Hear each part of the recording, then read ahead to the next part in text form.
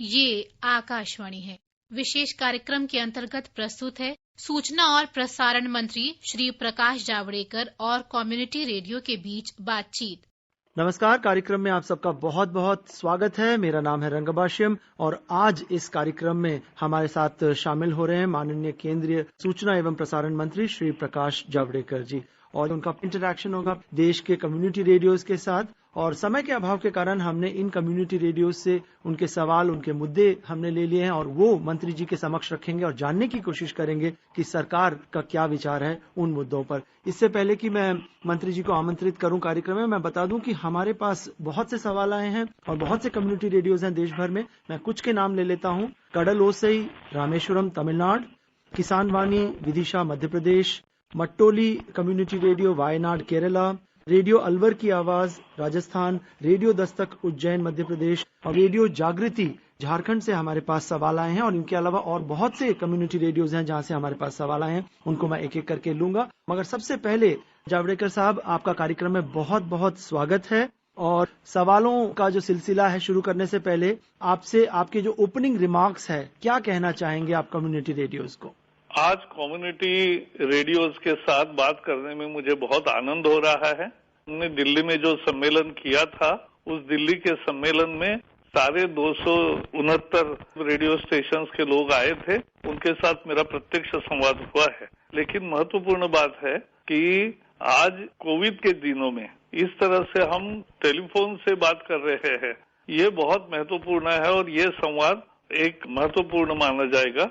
मैं आपका प्रशंसा करना चाहता हूं कि आप लोग ऐसे दिनों में भी बहुत अच्छा काम कर रहे हैं। मुझे जगह जगह से रिपोर्ट मिलते हैं और उस रिपोर्ट के आधार पर मैं ये कहूंगा कि कोविड के संकट का सामना करने में कम्युनिटी रेडियो भी अपनी भूमिका निभा रहा है और इसके लिए और क्या कर सकते हैं, इसकी चर्चा करना ही मेरे आने का उद्देश्य था। आप सबका स्वागत है। मंत्री जी, हम ये कार्यक्रम कर ही रहे हैं कोविड-19 यानी जो कोरोना वायरस की पृष्ठभूमि में। क्या कहेंगे, अब देश लगभग 2 महीने का लॉकडाउन देख चुका है और किस तरह से केसेस न केवल हमारे देश में पूरे दुनिया भर में बढ़ रहे हैं, मगर अब क्या कहेंगे कि क्या अब हमें ये अपने आप को समझाना पड़ेगा कि कोरोना के साथ ही हमें जीना पड़ेगा?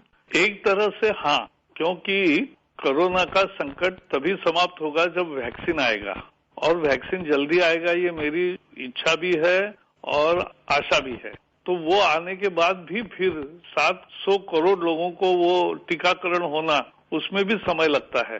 तो आने वाले 1-2 साल निश्चित रूप से कोविड भी रहेगा और हमारी जिंदगी भी चलती रहेगी, ऐसा होगा। तो इसके लिए 3 ही सीधी चीजें हैं जो करनी है।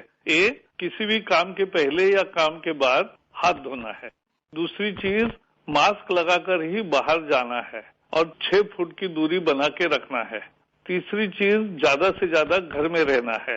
ये अगर हम करेंगे तो यही कोरोना को मात देने का सही उपाय है और वो आदत बदलने की बात है।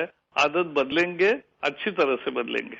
मंत्री जी, जैसे माननीय प्रधानमंत्री जी ने भी कहा कि जान भी और जहान भी, तो अब ऐसा लगता है कि एक बैलेंस स्ट्राइक करने की जरूरत है कि रेस्ट्रिक्शंस भी हमें देखने हैं, हमें प्रिकॉशंस भी लेने हैं और साथ ही साथ आर्थिक गतिविधि है उसको भी कहीं ना कहीं चलाते रहना कि हमारी जो देश की अर्थव्यवस्था है वो ना बैठ जाए। तो ये जो एक डेलिकेट बैलेंस है वो कैसे अचीव करें? जान भी जहान भी हमने शुरू किया है कि ग्रीन जोन जहां है, यानी आधे से ज्यादा जिले में सारी गतिविधियां शुरू हो गई है। वहां ट्रांसपोर्ट भी शुरू हुआ है, वहां बाकी भी एक्टिविटी शुरू है, सारे दुकान कारखाने कल काम का सब शुरू हो गया है। तो यही रास्ता है आगे बढ़ने का। बाकी भी ऑरेंज जोन के भी अनेक शहरों में बहुत सारी छूट मिली है। तो जैसे धीरे धीरे कंटेनमेंट जोन की जो कल्पना है, उसमें जहां इन्फेक्शन ज्यादा आ रहा है या कम ज्यादा हो रहा है, वहां रिस्ट्रिक्शंस डालना और वहां भी लेकिन दुकानें वगैरह खुली रखना, ये सोशल डिस्टेंसिंग करना, यही उपाय है। और मैंने कहा जैसे जान भी जहान भी दोनों का ख्याल साथ में ही करना पड़ेगा। जावड़ेकर जी, आजकल कोरोना महामारी का समय है और ये जितने भी कम्युनिटी रेडियोज हैं इनके पास संसाधन बहुत कम होते हैं। तो कईयों ने ये पूछा है कि क्या आप कुछ इस दिशा में सोच रहे हैं कि उनको कुछ वित्तीय सहायता दी जाए किसी तरह के पैकेज के तौर पे, या पर आवर ऑफ ब्रॉडकास्ट के क्राइटेरिया पे कोई वित्तीय सहायता मिल सकती है कम्युनिटी रेडियोज को? मुझे लगता है कम्युनिटी रेडियो के पास कम साधन नहीं है। सबसे बढ़िया एक जबरदस्त ताकत उनके हाथ में है कि 15 किलोमीटर के रेंज में वो बहुत अच्छी ताकत से एफएम के द्वारा अपना प्रसारण कर सकते हैं। ये नहीं है लोगों के पास ताकत, ये ताकत आपके साथ है। इसलिए आप आपको कम मत समझिए। आपके पास ऐसा अस्त्र है, शस्त्र है, अच्छा इतना उपयोग है कि लोगों के मन को छूने का, लोगों की आदतें बदलने का, परिवर्तन करने का, लोगों का जानकारी देने का एक जबरदस्त ताकत एक व्यक्ति बोलता है और लाखों लोगों तक पहुंचता है। ये बहुत बड़ी ताकत होती है, वो आपके हाथ में है। मैं पढ़ रहा था तब मैंने देखा आपका कुछ अन्याय है जो मैं दूर करूंगा। जैसे आपको 1 घंटे में 7 मिनट ही एडवर्टाइजमेंट का समय मिलता है, टीवी पर तो 12 मिनट है। अभी तो कुछ जगह सारे बंधन ही खत्म हुए हैं। तो आर्थिक स्थिति ठीक करने के लिए आकाशवाणी समेत इन्हें 12 मिनट का करने के विषय पर हम जरूर सोचेंगे और निश्चित इसके बारे में निर्णय लेंगे, जिससे आपको पैसे मिलेंगे। क्योंकि लोकल एडवर्टीजमेंट बहुत होते हैं, लोग आएंगे देंगे आपके यहाँ, क्योंकि उनको रिस्पांस मिलेगा, तब उनको समझ में आएगा कि कम्युनिटी रेडियो का महत्व क्या है। और इसलिए मुझे पूरा विश्वास है, मैं इतना निश्चित इस प्रश्न का विचार करके सही निर्णय लेंगे और वो आकाशवाणी और कम्युनिटी रेडियो दोनों के लिए लेंगे। मंत्री जी, ये कोविड-19 के दौरान अब ये ज्यादा समझ में आ रहा है कि जो लोकल एफर्ट है, जो स्थानीय स्तर पे जो पहल होती है, जितने भी एफर्ट्स लगते हैं वो बड़े कारगर साबित होते हैं। तो कम्युनिटी रेडियोज ये भी कह रहे हैं कि क्या आपका मंत्रालय ये सोच रहा है कि उन्हें भी माने न्यूज ब्रॉडकास्ट करने की जो सुविधा है वो दिया जाए, जिससे कि आजकल जो हम देख रहे हैं सोशल मीडिया में बहुत से रूमर्स फैलते हैं, गलत न्यूज आते हैं, फेक न्यूज की बात हम करते हैं अक्सर, तो उस पर भी कहीं ना कहीं लगाम लगेगा अगर उन्हें न्यूज ब्रॉडकास्ट करने की परमिशन मिल जाए तो। इसके बारे में भी हम निश्चित पॉजिटिव विचार करेंगे, लेकिन जहां तक मेरा आकलन है कि हमने प्राइवेट एफएम रेडियो को भी कहा है कि आकाशवाणी के समाचार ऐसे के तैसे अगर आप प्रकाशित करना चाहते हैं अपनी भाषा में, यानी आवाज हमारा लेकिन शब्द वही, अगर वही आप प्रकट करने वाले हैं तो उसके लिए हम जरूर परमिशन देंगे और वो करने से जानकारी भी पहुंचेगी और आपका भी न्यूज देने का एक लाभ होगा। जावड़ेकर जी, मंत्रालय का एक बहुत महत्वाकांक्षी टारगेट भी था कि 4000 कम्युनिटी रेडियोज पूरे देश भर में होने चाहिए और बन जाएं, मगर अब वो जो आंकड़ा है वो बस 300 के आसपास सिमट के रह गया है। तो इसे स्केल अप करने की कोई आप परियोजना बना रहे हैं? ये बहुत महत्वपूर्ण सवाल है। मैं निश्चित रूप से कम्युनिटी रेडियो के आंदोलन का विस्तार हो और ज्यादा से ज्यादा जगह अच्छे कम्युनिटी रेडियो बने और वो लोक जागृति का, लोक जागरण का और जनता के परिवर्तन के, देश के परिवर्तन में सहभागिता का ज्यादा सहभाग देने का काम करते जाएंगे, ये मुझे विश्वास है। और इसलिए आज भले कुछ संख्या में ही हमारे पास कम्युनिटी रेडियो है, लेकिन हम निश्चित विचार करेंगे कि इसका विस्तार करने के लिए क्या किया जाए, क्योंकि हम वैसे भी हर कम्युनिटी रेडियो को स्थापना के समय कुछ पैसे देते हैं, जिससे उनका लागत मूल्य बहुत कम हो जाता है और बाकी वो अपने एक रूम में से अच्छा चलाते हैं कम्युनिटी रेडियो, वो चलने दो और वही मेरी ताकत है। तो हम निश्चित रूप से ये संख्या बढ़ाने की कोशिश करेंगे। मंत्री जी, हम ये अर्थव्यवस्था को दुरुस्त करने की बात कर रहे थे और हाल ही में जैसे सरकार ने 20 लाख करोड़ रुपए का पैकेज की भी घोषणा की है, मगर अभी भी जो क्रिटिक्स हैं वो उससे संतुष्ट नहीं है। क्या कहेंगे आप? जनता संतुष्ट है, ये उसका पहला उत्तर है। पैकेज क्या है? पैकेज जो गरीब उसको अनाज मिले, उसको दाल मिले, उसको पैसे मिले, ये सब देखा गया है। आज 60 करोड़ लोगों को 25 किलो अनाज और 5 किलो दाल ये फ्री में मिल रहा है। ये आसान चीज नहीं है। 10 करोड़ किसानों को 2-2 हजार रुपए मिले हैं। 20 करोड़ महिलाओं को जिनके जनधन के खाते हैं उनको 1500 रुपए मिल रहे हैं। जो उज्ज्वला गैस के 8 करोड़ महिलाएं हैं उनको 3-3 गैस सिलेंडर फ्री मिल रहे हैं और उसके साथ साथ जो सीनियर सिटीजन्स उनको 1-1 हजार रुपए मिल रहा है। तो ये मिलके करोड़ों लोगों को बहुत कुछ मिल रहा है और अभी जो राशन कार्ड जिनके पास नहीं है उनको भी अनाज देने की व्यवस्था की है। मंत्री जी, बस चलते चलते एक और सवाल मैं पूछना चाहूंगा। चंद महीनों पहले तक और पिछले कई सालों से हम तो ये कहते थे कि पूरा विश्व जो है एक गांव की तरह हो गया है, और खासतौर पे पिछले एक दो दशकों में जो ग्लोबल विलेज की बात करते हैं कि एक दूसरे से टोटली इंटरकनेक्टेड हैं, जुड़े हुए हैं आर्थिक रूप से और ट्रेड के रूप से। अब कोविड-19 के चलते ज्यादातर देशों ने अब बिल्कुल अपने दरवाजे बंद कर लिए हैं। तो क्या आप समझें कि आने वाला टाइम प्रोटेक्शनिस्ट रहेगा कि हर देश अपने में सिमट कर रह जाएगा? मुझे लगता है भारत जैसा विशाल देश प्रोटेक्शनिस्ट नहीं बनेगा, लेकिन आत्मनिर्भर बनेगा। यानी जो चीजें यहाँ बन सकती है उसका इंपोर्ट नहीं होगा, लेकिन जो चीजें हम एक्सपोर्ट कर सकते हैं उसका ज्यादा एक्सपोर्ट होगा। यही अपनी पॉलिसी है, यही आत्मनिर्भरता का नया विषय है।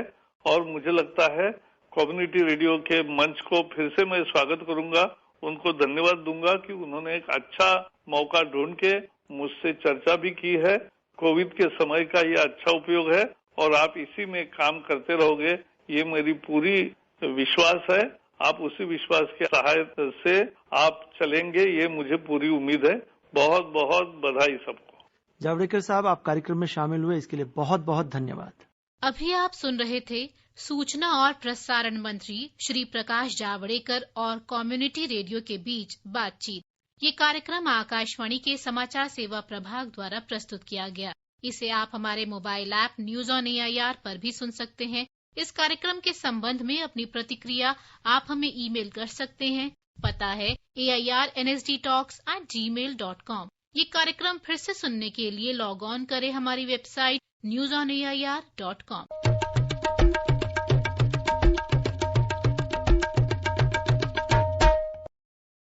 ये आकाशवाणी है। कार्यक्रम सामायिकी में प्रस्तुत है कोरोना वायरस संक्रमण पर स्वास्थ्य विशेषज्ञ डॉक्टर नंद कुमार से आकाशवाणी संवाददाता आनंद श्रीवास्तव की बातचीत। लॉकडाउन का चौथा चरण चल रहा है। कोरोना वायरस संक्रमण फैलने का दर बढ़ रहा है, मरीजों की संख्या बढ़ रही है। ऐसे में आपको घबराने की जरूरत नहीं है। आपको सिर्फ ध्यान रखना है कि आप सरकारी दिशा निर्देशों का पालन करें। डॉक्टर साहब, आपसे सबसे पहले ये समझने की कोशिश करेंगे कि कोरोना संक्रमण को भारत में आए 100 दिन से ज्यादा का समय हो चुका है। अब जब चौथा लॉकडाउन चल रहा है, बहुत सारी रियायतों के साथ काफी चीजें खुल गई हैं, लेकिन तमाम लोगों के मन में एक डर है। वो डर ये कि कहीं उससे तो मुझे ये संक्रमण नहीं हो जाएगा। इस भय को कैसे दूर किया जाए? कोरोना संक्रमण को आए पूरे देश में 100 दिन से अधिक हो गया। ये डर जेन्युइन डर है, ऐसा नहीं कि नॉर्मल सा रिएक्शन है। अगर आप ऐसे देखें तो जितने पैंडेमिक हुए हैं, जितनी बीमारियां आई है, उदाहरण के तौर पे इन्फ्लुएंजा आया बहुत पहले 1918 में, तो बहुत डर पैदा हुआ। उसके बाद हम लोग अगर हाल फिलहाल में देखें तो HIV हुआ, सार्स हुआ 2003 में। तो ये डर एक नेचुरल है जो कि होता है लोगों में। लेकिन यदि आप इसका एक पहलू वो देखें, पिछले 3 महीने में कोरोना के डर में कुछ कमी आई है। कमी इसलिए आई है कि शुरुआती दिनों में हमारे पास कोरोना वायरस के बारे में जानकारी कम थी। आज जानकारी उससे अधिक है, तो हम उसको बेहतर समझ पा रहे हैं और हम ये भी समझ पा रहे हैं कि इन्फेक्शन कैसे होता है, कैसे ट्रांसमिट होता है, इसके सिम्टम्स क्या होते हैं। बहुत बार सिम्टम के अलावा भी लोगों को कोरोना होता है। और हम ये भी समझ पा रहे हैं कि कोरोना को जितना हम लोगों ने कहा था कि बहुत ही सीरियस है, इससे बहुत लोग मर जाते हैं, वैसी बात भी नहीं है। इसलिए कि उसका डेथ रेट बहुत अधिक नहीं। हाँ, आपको एक रिस्क होता है, परेशानी होती है। उस डर में कुछ कमी आई है और कमी आनी भी चाहिए जानकारी की बढ़ने के अनुसार। अभी आपने सवाल के जवाब में एक बात कही कि जो बिना लक्षण वाले मरीज हैं, जिसको एसिम्प्टोमेटिक कहते हैं, उनसे बचना बहुत मुश्किल है। डॉक्टर नंद कुमार, जैसा कि हम अगर कहीं सार्वजनिक जगह पर जाते हैं, अगर कोई छींक रहा है या खांस रहा है तो हम स्वयं भी मास्क पहने होते हैं, तो उससे एक निश्चित दूरी बनाने में हमें भी थोड़ी सी आसानी हो जाती है कि वो व्यक्ति खांस रहा है, छींक रहा है, तो उससे हम ज्यादा दूरी पर खड़े रहें। लेकिन उन व्यक्तियों की पहचान ही जब नहीं है, उनमें कोई लक्षण ही नहीं है, तो उनसे खुद को कैसे बचाया जा सके? या फिर अगर उन मरीजों के पॉइंट ऑफ व्यू से मैं बात करूं कि मुझे कोरोना का संक्रमण है या नहीं, इसको कैसे समझ पाएंगे? उसके 2 पहलू हैं। पहला पॉजिटिव, दूसरा नेगेटिव। हम शुरुआत करते हैं पॉजिटिव के साथ। यदि हम ऐसे देखें कि कोरोना के ऐसे मरीज हैं जिनके लक्षण नहीं है, इसका मतलब ये होता है कि जो उनकी रोग प्रतिरोध की क्षमता है, जो उनका इम्यून सिस्टम है, उसको बढ़िया से फाइट कर पा रहे हैं। पूरे हम विश्व में देखें तो पूरे विश्व में ऐसे मरीज होते हैं 30 से 40% के आसपास, जो डेटा आज तक उपलब्ध है। भारत के बारे में लोग कह रहे हैं कि ये डेटा करीब 70 से 80% है। इसका मतलब होता है कि इम्यूनिटी, जो रोग प्रतिरोध क्षमता है, शायद हमारी अधिक है, ऐसे लक्षण नहीं आ रहे हैं। हाँ, अब दूसरा है कि ये लोग मान लीजिए जिनको होता है, जिनके लक्षण नहीं आ रहे हैं, ये दूसरों को इन्फेक्ट कर सकते हैं। लेकिन ये बीमारी केवल कोरोना में नहीं है। अगर आप देखें तो टाइफाइड है, डायरिया है, बहुत सारी बीमारियां हैं जिनमें लोगों को लक्षण नहीं आते हैं, बट उनको बीमारी होती है और दूसरों को फैलाते हैं। मैं ये कहना चाहता हूँ कि कोरोना वायरस की बीमारी भी और बीमारी की तरह है, लेकिन हमें सावधान रहना इसलिए है, सरकार बार बार कह रही है कि नए तरह का बीमारी है, इसके बारे में हमें जानकारी नहीं है। जैसे मैंने शुरुआत में कहा कि हमारी जानकारी धीरे धीरे बढ़ रही है। अब उसका नेगेटिव एस्पेक्ट लेते हैं। नेगेटिव एस्पेक्ट ये है कि जिनको लक्षण नहीं है उनको पता नहीं चलता है कि हमें बीमारी है, और वो मान के चलते हैं कि हम तो बिल्कुल स्वस्थ हैं, लेकिन उनसे दूसरों को दिक्कत हो सकती है। यही कारण है कि जो मिनिस्ट्री ऑफ हेल्थ है, जो चिकित्सक है, ये बार बार कहते हैं कि आप मास्क पहन के चलिए, इसलिए कि हो सकता है कि आपको पता नहीं हो, बट आपको कोरोना वायरस का इन्फेक्शन हो। यदि आप मास्क पहनते हैं, अपने आप को सेफ रखते हैं, तो आप दूसरों को इन्फेक्शन नहीं फैलाएंगे। डॉक्टर नंद कुमार, यहाँ पर एक सवाल और जहन में आ रहा है कि 25 तारीख से जब उड़ानें शुरू हो रही हैं, तो भारतीय विमानपत्तन ने एक दिशा निर्देश जारी किया है और उसमें एक चीज का मैं आपसे उल्लेख करूंगा और आपसे उस पर जवाब चाहूंगा। कहा गया है कि जितने भी यात्री विमान के लिए जाएंगे उनको चश्मा लगाना होगा। संक्रमण से बचने के लिए चश्मा है, ये हम सब जानते हैं, तो क्या हमें रोजमर्रा के जीवन में भी इस सावधानी को अपनाने की जरूरत है? शायद नहीं, मैंने कहा शायद नहीं। फिर अपनी पहली बात को दोहराऊंगा कि इसके बारे में हमें जानकारी कम से कम है और अब धीरे धीरे जानकारी बढ़ रही है। यदि आप याद करें तो पहली बात 3 महीने पहले जब भी बीमारी की शुरुआत हुई थी, तो हम लोगों ने ये कहा था कि ये इन्फेक्शन होता है रेस्पिरेटरी सिस्टम के थ्रू, श्वास के द्वारा। बाद में हुआ कि आंख या जो म्यूकस मेम्ब्रेन है उसके चलते भी हो सकता है। मान लीजिए कि हम लोग यदि घर में है, एक परिवार के सदस्य है, तो इस पे इन्फेक्शन के चांसेस कम रहते हैं। लेकिन सब लोग एक परिवार के साथ रहे हैं तो कहीं न कहीं थोड़ी बहुत क्रॉस इम्यूनिटी हो सकती है, इसलिए कि इसके बारे में पूरे वर्ल्ड में कहीं पे कोई निश्चिंता नहीं है कि शायद हो सकता है। तो उड़ान मंत्रालय या जो सिविल एविएशन है या जो रेलवे के लोग हैं, जो भी लॉकडाउन खोलने के बाद शुरुआत कर रहे हैं अपने सर्विसेज का, वो चाह रहे हैं कि प्रिकॉशन मैक्सिमम ले, हम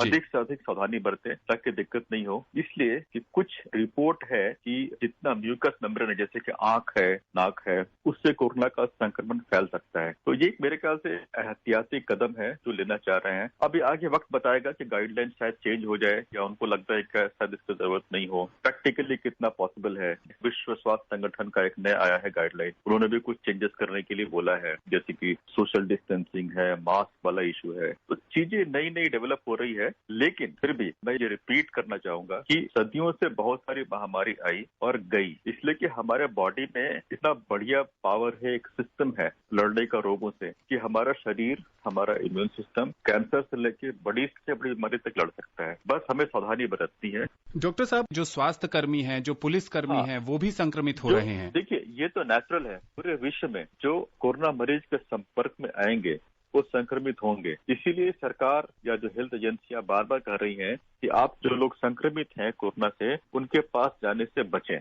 या अपने आप को उनसे बचाएं। अब जो लोग हेल्थ केयर वर्कर्स हैं, जैसे कि पुलिस हैं, डॉक्टर्स हैं, नर्सेस हैं, जो सफाई कर्मचारी हैं, जो कोरोना के फ्रंट पे हैं, ये उनको संक्रमण की संभावना अधिक है। फिर भी उनको हम लोग ट्रेन करते हैं कि आप पीपीई किट पहन के जाइए, आप ये सावधानी बरतिए, तो बरतते हैं। लेकिन ये उनको होने की संभावना अधिक रहती है। फिर भी यदि आप ऐसे देखें, एक जो जनरल पॉपुलेशन है, जो सामान्य लोग अगर हम देखें, और जितने लोग एक्सपोज होते हैं, हेल्थ केयर वर्कर, पुलिस वाले, उनमें ये कम होता है। कम इसलिए होता है कि वो सावधानी बरतते हैं बहुत हद तक। लेकिन ये होगा, इसलिए होगा कि कोई भी प्रोटेक्शन 100% का नहीं होता है। जैसा आपने देखा था अभी हाल में, एक मरीज की जान बहुत खतरे में थी, उन्होंने चश्मा पहना था, पीपीई किट पहना था, लेकिन उनको ट्यूब नजर नहीं आ रहा था, तो वो उन्होंने उतार कर मरीज की जान बचाने के लिए ट्यूब इंसर्ट किया। ये ट्रेनिंग का हिस्सा है, तो उसमें संक्रमण के होते हैं, बट वो डॉक्टर सेफ है, बाकी लोग सेफ रहते हैं। और आपने देखा होगा बहुत कम, जितने स्वास्थ्य कर्मी है, जितने फ्रंटलाइन लोग हैं जो काम कर रहे हैं कोरोना पे, उनमें जो डेथ है, कॉम्प्लिकेशन है, वो बहुत ही कम है।